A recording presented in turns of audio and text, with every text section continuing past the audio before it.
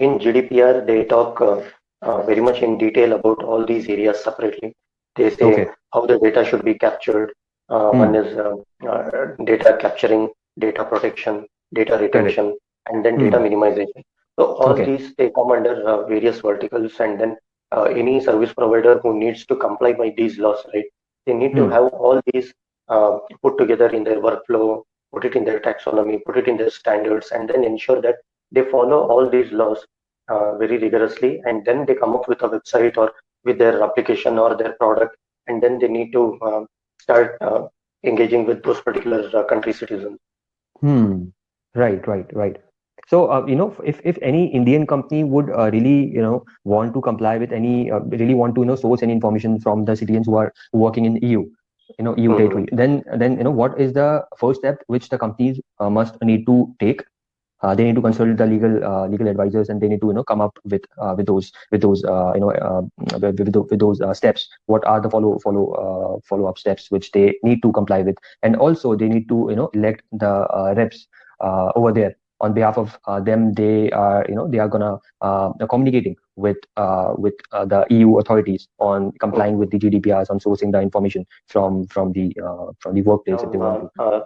be it any company, be it an Indian company or American company or anyone from any other nationality or citizenship, if someone Hmm. wants to do business with EU, which is the European countries, then they will have to follow their GDPR law if they are handling any PII data or PCI data of that particular PII data is more of a generic term wherein any personally identifiable information. Now, suppose I am Raghavendra, I am identified by my name, my father's name, my house address, my phone number, excuse me, my PAN number, my SSN number, my Aadhaar card number. So all these details are what provides my identity in Hmm. India. Likewise, for other countries, they would have like their own SSN number or their own UAN number, sort of unique identifiers through which a person would be identified. So, given a number, how easy is it for a person to be tracked? Is all these PII data? Hmm. Right. These companies who are working or who want to do business with EU or California or even with India also, they need to comply with those particular country laws. And for that, first thing they need to do is have their standards in place, how they need to capture the user's information, uh, and how they need to process it. Having secure development lifecycle practices is one. And secondly, there has to be a highest level of authority. So, under Right. Chief Privacy Officer, they would have a dedicated privacy team where they would have a data analyst, they would have privacy analyst one, two, Hmm. three, senior leadership, senior manager, directors. So, all these Hmm. hierarchy would be coming under a Chief Privacy Officer.